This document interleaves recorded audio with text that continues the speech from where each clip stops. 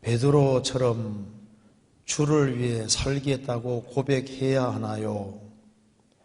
아니면 내가 무엇인데 나를 쓰시냐고 나를 낮추는 마음을 가져야 하나요?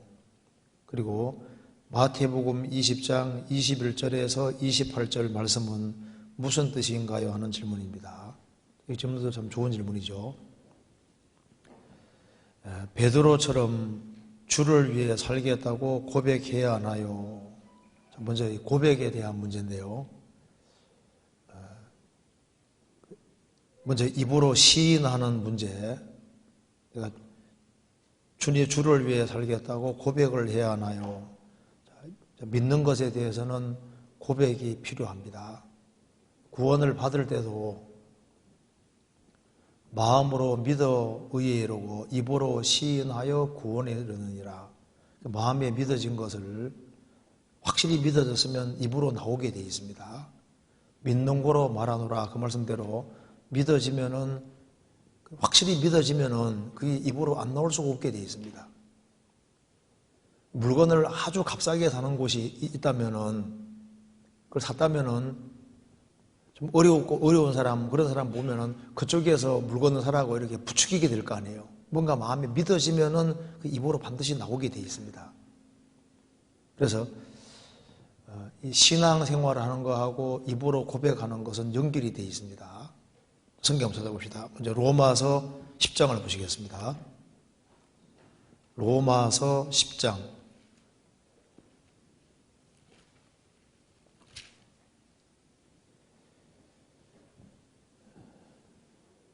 9절입니다. 내가 만일 내 입으로 예수를 주로 시인하며 또 하나님께서 그를 죽은 자 가운데서 살리신 것을 내 마음에 믿으면 구원을 얻으리니 사람이 마음으로 믿어 의에 이르고 입으로 시인하여 구원에 이르느니라. 사람이 마음으로 믿어 의에 이르고 입으로 시인하여 구원에 이르느니라. 마음으로 믿는다는 게 중요합니다. 성령의 도우심으로 마음에 믿어지면은 입으로 나오게 되어 있습니다. 입으로 시인한다는 말이 나와 있죠. 마가복음 5장에 혈류증 앓던 여인이 있었습니다. 12년 동안 혈류증을 앓았는데 고침받을 길이 없는 거예요. 있는 돈도 다 허비했습니다. 그래서 병이 더 중해졌습니다. 그런데 이제 예수님 소문을 듣고 예수님 옷자락만 만져도 구원받으리라 생각하고 뒤에 몰래 만지지 않습니까? 그 순간에 혈류증이 나았습니다.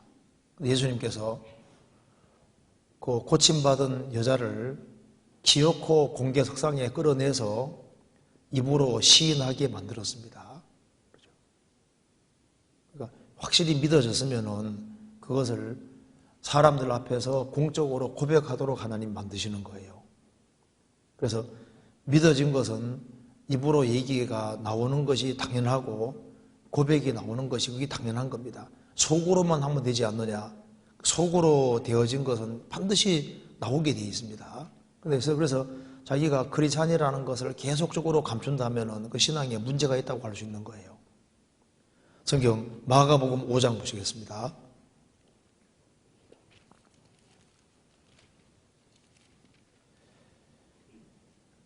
마가복음 5장 33절 32절입니다.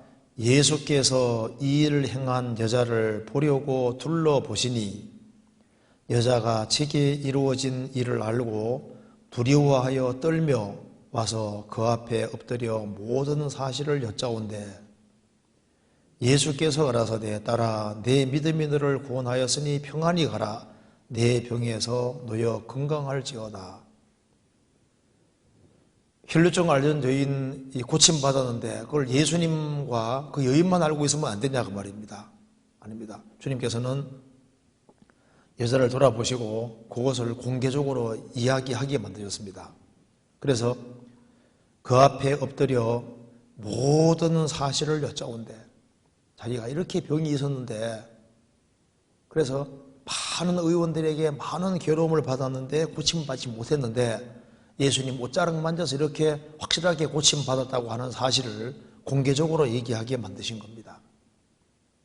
그래서 믿어진 사실을 자기 신앙에 대해서 시인하는 것이 필요한 거예요. 실제로.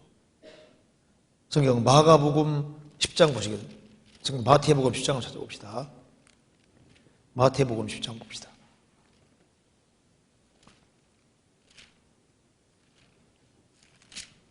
10장 32절.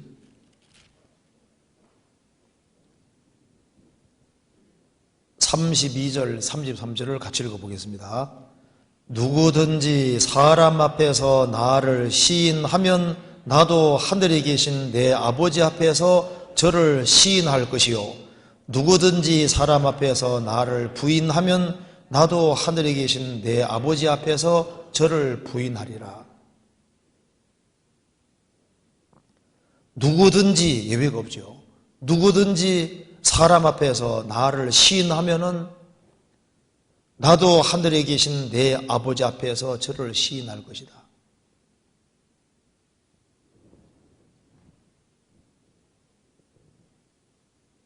이게 좀 주님께서 이게 직접 하신 말씀입니다.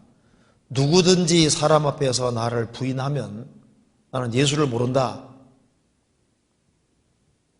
부인하면 나도 하늘에 계신 내 아버지 앞에서 저를 부인하리라. 신앙은 영혼 속에만 이루어지는 것이 아니라 영혼 속에 이루어진 것이 확실하면은 영혼과 몸과 영혼과 입은 연결되기 때문에 그것이 입으로 분명히 나올 것을 말씀하시는 겁니다. 그래서 고백과 시인이라는 것은 필요한데 여기 이제 질문한 내용은 베드로처럼 주를 위해 살겠다고 고백해야 하나요? 이건 당연한 겁니다. 주를 위해 살겠다고 고백할 뿐 아니라 진짜 주님을 위해서 살아야 되는 겁니다. 왜냐하면은 그리스도인들은 구원받을 때 처음부터 자기 생애는 끝났고 나머지 생애는 주님을 위해 살도록 구별이 된 거예요. 그렇잖아요. 성경 찾아봅시다. 고린도후서 5장 찾아보시겠습니다. 주를 위해 살겠다는 고백은 당연한 겁니다. 고린도후서 5장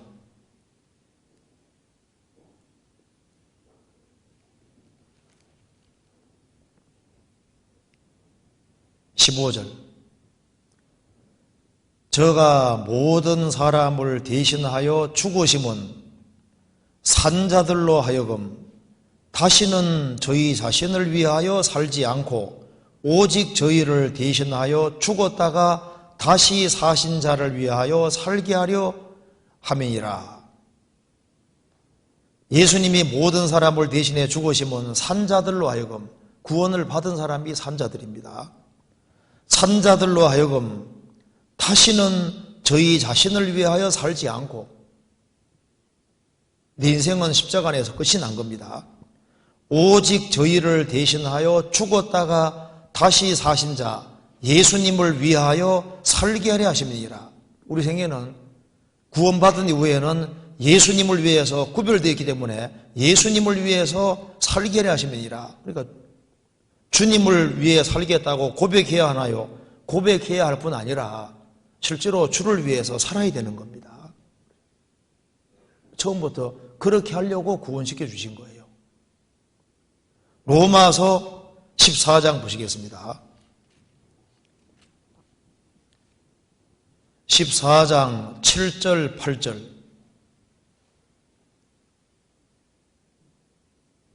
같이 읽겠습니다. 우리 중에 누구든지 자기를 위하여 사는 자가 없고 자기를 위하여 죽는 자도 없도다. 우리가 살아도 주를 위하여 살고 죽어도 주를 위하여 죽나니 그러므로 사나 죽거나 우리가 주의 것이로라. 여기에 성경에서 누구든지란 말은 보편적인 걸 말하는 겁니다. 누구든지 우리 중에, 우리가 구원받은 사람 우리 중에 누구든지, 우리 중에 누구든지 자기를 위하여 사는 자가 없다. 자기를 위하여 죽는 자도 없도다. 우리가 살아도 주를 위하여 살고 죽어도 주를 위하여 죽나니 그러므로 사나 죽으나 우리가 주의 것이로다. 구원받은 사람은 주의 것이 됐고 소유가 바뀐 겁니다. 너희는 너희 것이 아니라 값으로 산 것이 되었으니 주의 것이 됐고 이제는 자기를 위해서 살 자격도 자기를 위해 죽을 자격도 없는 거예요. 이제는 주님을 위해서 구별됐기 때문에 우리는 살아도 주를 위해 죽어도 주를 위해 모든 게 주를 위한 겁니다. 그래서 베드로처럼 주를 위해 살겠다고 고백해야 하나요? 주를 위해 살겠다고 고백하는 건 당연하고 이제 그를 주님을 위해서 진짜 살아야 되는 겁니다. 그렇잖아요. 그렇게 하려고 구원시켜 주신 거예요. 그래서 먹든지 마시든지 무엇을 하든지 다 하나님의 영광을 위하여 하라. 먹든지 마시든지 무엇을 하든지 다 하나님의 영광을 위하여 하라. 하나님의 영광을 위하여. 그리고 이제 또 한 가지는 아니면 내가 무엇인데 나를 쓰시냐고 나를 낮추는 마음을 가져야 하나요? 그렇죠. 고백도 필요하고 또 낮추는 마음도 당연히 가져야 됩니다. 낮추는 마음은 구원 받을 때부터 주님 앞에 갈 때까지 계속 가져야 될 마음입니다. 계속적인 거예요. 그리고 내가 무엇인데 나를 쓰시냐? 그렇죠. 우리는 항상 부족하죠. 자기 항상 부족하다는 마음을 항상 가져야 돼요. 우리가 겸손한 마음은 신앙생활의 알파와 오메가입니다. 처음과 끝인 거예요. 구원받을 때도 마음을 낮추어서 구원받았고 구원받고 난 다음에도 마음을 낮추고 그리고 주님 앞에 갈 때까지 그리고 우리가 무엇을 했다 할지라도 우리는 하나님 앞에서는 무익한 종이라 우리가 마땅히 해야 될 걸 한 것뿐이다. 오른손이 하는 것을 왼손이 모르는 같이 하라 그러죠. 어떻게 오른손이 하는 걸 왼손이 모르겠습니까? 하고도 전혀 했다는 생각을 안 가지면은 오른손이 하는 것이 왼손이 하는 것을 왼손이 모르게 하는 것과 똑같은 겁니다. 그러니까 해놓고도 했다는 생각을 안 가지는 사람은 오른손이 하는 것을 왼손이 모르는 것과 마찬가지인 거예요. 그러니까 조그만 거 해놓고 생색내고 이렇게 하면은 오른손이 하는 것이 그것을 왼손이 아는 것이나 마찬가지인 겁니다. 우리는 무익한 종이라 우리는 우리가 할 것을 한 것뿐이다. 그런 마음을 가지게 되는 것이 맞죠. 그래서 내가 무엇인데 나를 쓰시냐고 나를 낮추는 마음을 가져야 하나요? 이거 항상 가져야 되는 겁니다. 항상.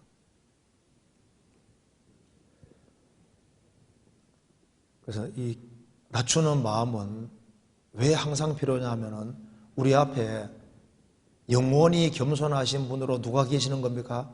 하나님이 영원한 겸손한 분으로 계시는 거예요. 그분은 영원히 겸손하십니다. 그죠?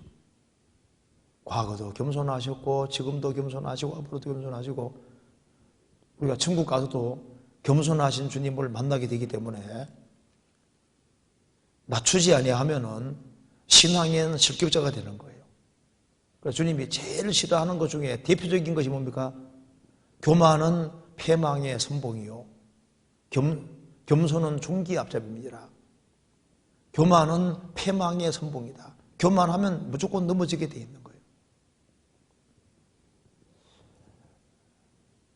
그래서 항상 부족하다고 생각하는 마음을 가져야 되고 뭘 해놓고도 했다는 생각을 가지는 것도 옳지 않습니다.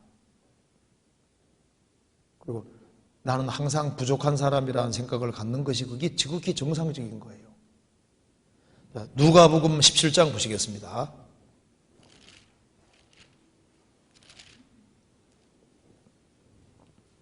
7절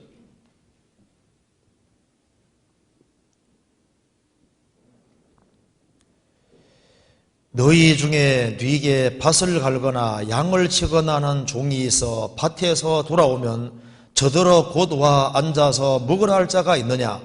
도리어 저더러 내 먹을 것을 예비하고 띠를 띠고 나의 먹고 마시는 동안에 수종 들고 너는 그의 먹고 마시라 하지 않겠느냐? 명한 대로 하였다고 종에게 살해하겠느냐? 이와 같이 너희도 명령받은 것을 다 행한 후에 이르기를 우리는 무익한 종이라 우리야 우리의 하여야 할 일을 한 것뿐이니라 할지니라. 자, 너희 중에 이게 밭을 갈거나 양을 치거나 하는 종이 있어서 밭에서 일을 시작하고 돌아왔습니다. 돌아오면은 주인이 곧 와서 앉아 먹으라 할 자가 있느냐? 도리어 저들어 내 먹고 먹을 것을 예비하고 띠를 띠고 나의 먹고 마시는 동안에 수종 들고 너는 그 후에 먹고 마시라 하지 않겠느냐? 명한 대로 했다고 종에게 살해하겠느냐? 그 당연한 게 아니냐? 종은 원래 그렇게 해야 되는 겁니다. 이와 같이 너희도 명령받은 것을 다 행한 후에 이르기를 우리는 무익한 종이라 우리의 하여야 할 일을 한 것뿐이니라 할지니라. 한 사람이 구원받으면 구원받은 즉시 주님은 주인이고 나는 종위치에 있는 겁니다. 그래서 예수님은 그리스도인 동시에 주입니다. 주인. 예수 그리스도의 것으로 부르심 받았고 주인이 바뀐 거예요. 우리는 종인 겁니다. 그렇기 때문에 주님을 섬기고 주님의 일을 했을 때 그건 당연히 해야 될 것을 한 겁니다. 그래서 성경 말씀하기를 오른손에 하는 것을 왼손이 모르게 하라 그랬습니다. 그러니까 해놓고도 했다고 생각하지 마라 그 말입니다. 옛날에 그 느부갓네살 왕이 되고 난 이후에 이 모든 것이 바로 내 손과 내 힘과 능으로 행한 것이 아니냐 그 말 떨어지자마자 하나님이 지시니까 짐승으로 바뀌잖아요. 7년 동안. 이렇게 된 것이 하나님의 은혜인데 마치 자기가 잘나서 된 것처럼 하면 그게 교만하고 그게 문제가 있는 거예요. 그래서 아우구스티누스에게 물었습니다. 신앙의 가장 중요한 덕목이 뭐겠습니까? 겸손입니다. 두 번째는요. 두 번째도 겸손입니다. 세 번째는요. 세 번째도 겸손입니다. 이게 맞는 얘기인 거예요. 그러니까 구원받고 신앙생활을 하면 할수록 이 겸손이 정말 중요한 거다. 섰는 줄 생각하는 자는 넘어질까 조심하라. 홍콩에서 들었습니다. 어떤 분 얘기하더라고요. 섰는 줄 생각하면 넘어질까 조심하라 그랬으니까 나는 납작 엎드려 있다고. 바닥에 탁 누워 있다 그 말입니다. 그러니까 넘어질 이유가 없다는 거예요. 바짝 누워 있으니까. 서 있으면 흔들하잖아요. 엎드려 있으면 넘어질 일이 없잖아요. 마음을 꽉 낮추고 사는 게 중요한 겁니다. 그래서 낮추는 마음을 가지고 이게 당연한 겁니다. 그래서 자기가 부족하다고 느낄 때 그럴 때 하나님이 사용할 수 있는 거예요. 모세는 파라오 공주의 아들이었습니다. 그는 40년 동안 에집트 왕궁에 살면서 궁중 문학을 통달하고 말과 행사가 능한 사람입니다. 그래서 자기는 능력과 힘이 있기 때문에 고통받는 이스라엘을 도와줄 수 있을 거라고 믿었습니다. 그래서 자기 동족을 괴롭게 하는 한 에집트 사람을 보고 그냥 혈기로 쳐 죽여버리잖아요. 그래서 목숨을 위해서 미디안 광야로 도망가 버렸습니다. 왕자가 졸지에 양치기가 된 거예요. 40년 광야 생활 이후에 하나님 부르실 때 모세가 뭐라 하겠습니까? 하나님 이제야 저를 부르십니까? 가고 말고 왜 했습니까? 아니잖아요. 하나님 내가 누구간데 파라오 앞에 가며 내가 누구간데 이스라엘 민족을 에집트에서 건져낼 수 있겠습니까? 40년 전에 모세와 40년 후에 모세는 완전히 달라졌잖아요. 내가 누구간데 이제 그러니까 하나님께서 자기 부족을 아니까 주님이 사용하시잖아요. 왜 하나님께서 여기 바울 사도에게 몸에 병을 주시냐 그 말. 사탄의 사자 육신의 질병을 왜 주셨을까요? 교만 막으려고 하십니다. 교만 막으려고. 하나님께서 이 베드로도 수제자이기 때문에 베드로가 교만하면 교회가 문제가 생기잖아요. 그래서 닭 2번 울기 전에 너가 나를 3번 부인하리라. 그래서 베드로 사도는 예수님을 3번이나 부인한 적이 있는 겁니다. 공개적으로. 그래서 하나님이 이 베드로 사도를 사랑하셨기 때문에 닭과 연결시켜 놓은 거예요. 그래서 닭이 새벽마다 꼭 깨어올 때마다 무슨 생각납니까? 자기 지은 죄가 생각나고 용서해 준 게 생각나니까 격결로 갈 수가 없는 거예요. 교만한 마음 먹으려고 그러면 꼭 깨어 하거든요. 바울 사도는 교만해지려고 그러면 육신에 고통이 오는 거예요. 교만하면 망합니다. 그래서 우리가 지금까지 신앙생활을 한 이유도 하나님께서 뭔가 약점이라는 걸 두시고 교만하지 않도록 막는 뭔가를 두신 거예요. 그래서 여기에 고백도 필요하고 동시에 나는 부족하다, 나 같은 것이 어떻게 쓰임받을 수 있을까, 그런 마음을 가지고 자기 부족한 것을 항상 생각하고 살아가는 게 당연한 겁니다. 내가 아니면 교회가 안 된다, 그건 착각입니다. 내가 아니더라도 교회는 될 수 있어요. 왜? 교회의 주인은 주님이시니까. 주님은 돌들로도 아브라함 자손 만드시는 분입니다. 우리는 단지 주님 앞에 쓰임받는 것뿐인 거예요. 바울 사도도 자신 몸을 쳐서 복종시킨 이유는 내가 남에게 전파한 후에 자기가 도리어 보림이 될까 두려워함이라고 했습니다. 신약 성경 14권을 기록한 바울 사도지만 자신도 주님 앞에 쓰임받는 데 실격자가 될까 봐 자기 몸을 쳐서 복종시켰다고 말하고 있잖아요. 그래서 주님 앞에 계속적으로 쓰임받는 것이 중요한 겁니다. 그렇잖아요. 그러기 위해서는 항상 낮추고 더 낮추는 마음이 필요합니다. 그 옛날에 존 오웬이라는 사람, 칼빈 다음으로 개신교에서는 가장 유명한 대학자입니다. 존 오웬 아마 들어보시면 됐을 겁니다. 그 사람은 성경 박사 중에 박사거든요. 그래서 그 당대에 아주 큰 영향을 미치고 그 훌륭한 책도 많이 쓰신 분인데요. 그분이 이제 죽게 되었습니다.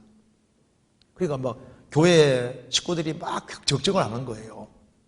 그런데 나는 하나님이 이제 운영하시는 그 배에 한 사람의 사공이다. 사공 하나가 없어진다고 해서 교회가 문제가 생기느냐. 그 키를 잡은 선장이 살아계시니까 걱정할 것 없다. 나는 이제 내 할 일 다 하고 죽음 건너가는데 내가 없다 할지라도 교회는 될 거니까 걱정하지 말아라고. 그걸 맞는 얘기죠. 그래서 마음을 계속 낮춰야 됩니다.